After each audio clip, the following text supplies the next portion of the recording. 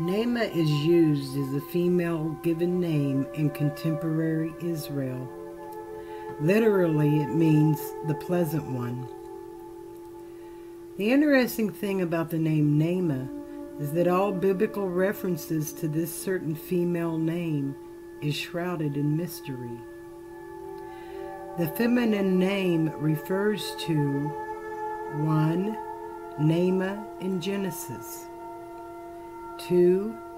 Naamah, the wife of Solomon, 3. Naamah the demon.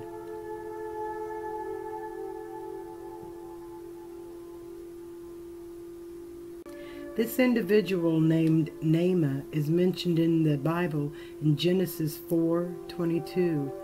She was a descendant of Cain, who was a brother of Abel and Seth, and the daughter of Lamech and Zillah. She was the only daughter of Lamech mentioned in Genesis, and purported to be the youngest child. Naamah was a sister to Tubal-Cain, and she was a half-sister to Jabal and Jubal, sons of Lamech by his other wife, Ada. There is much controversy as to who this woman actually was. In the Jewish Midrash, Naamah is identified as the daughter of Lamech, sister of Tubal-Cain, and as the wife of Noah in reference to Rashi's commentary on Genesis 4:22. Robert R. Wilson, the Huber Professor of Biblical Studies and a former chair at Yale University for Biblical Studies Department, suggests that the person who accounted the story of Genesis simply wished to offer a balanced genealogy by noting that both of Lamech's wives, Zillah and Ada, had 2 children. However, Gordon Wenham notes that the reason she should be picked out for special mention remains obscure. It is worth mentioning there was a Sethite Naamah mentioned as the wife of Noah and the daughter of Enoch, who was Noah's grandfather, in the medieval book of Jasher, chapter 5, verse 15. In the 7th century, theologian John Gill associated Naamah instead with the Naamah, the wife of Ham, who was the son of Noah, whom he believed may have become confused with Noah's wife. Regardless, this Naamah was said to be the most beautiful woman in the pre-flood period of Noah's day.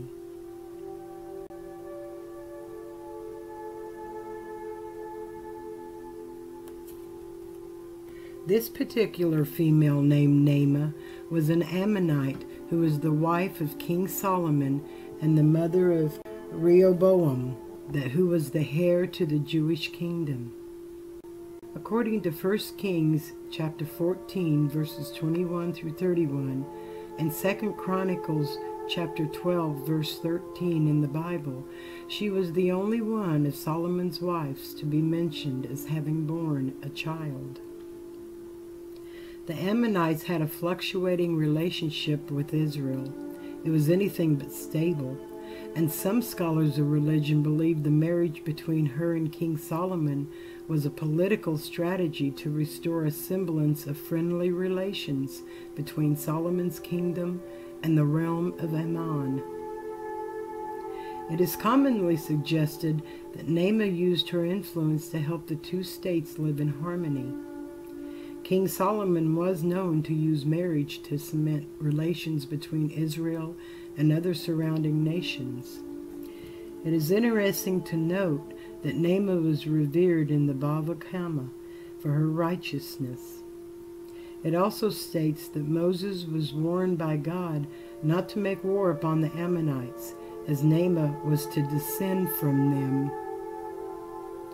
While this ancient queen was a woman of mystery, she definitely lived through one of the most brilliant periods of Jewish history.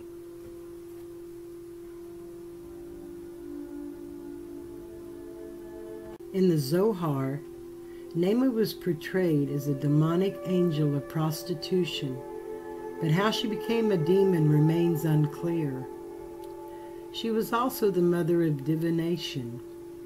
She appears in the Zohar as one of the 4 angels of sacred prostitution and a mate of the archangel Samael. Being one of the 4 original queens of the demons, she shared her notoriety with Lilith, Ishith, and Agrat Malat. There are a few stories attributed to this female demon. After Cain killed Abel, Adam separated from Eve for 130 years. During this time period, 2 evil female spirits, Naamah and Lilith, visited Adam and bore him children. Also in the Zohar, Naamah corrupted Uzzah and Azazel, which were 2 fallen angels.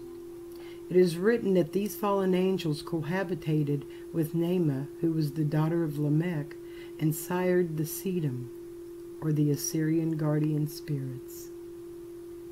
Purportedly, Azazel is chained in his desert, where he will remain until Judgment Day.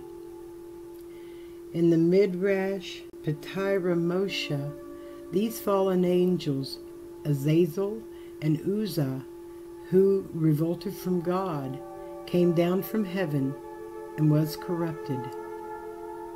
In the occult philosophy, Heinrich Cornelius Agrippa lists 4 evil angels as the opposites of the 4 holy rulers of the elements, and among the evil ones, Azazel is included.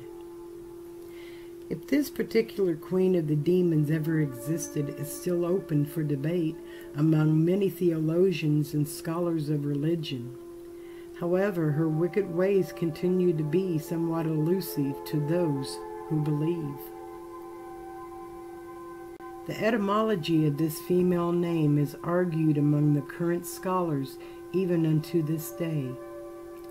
Whether Naamah refers to either her virtuous nature or to her evil angel status, it will continue to be a controversy among the theologians of ancient religious studies.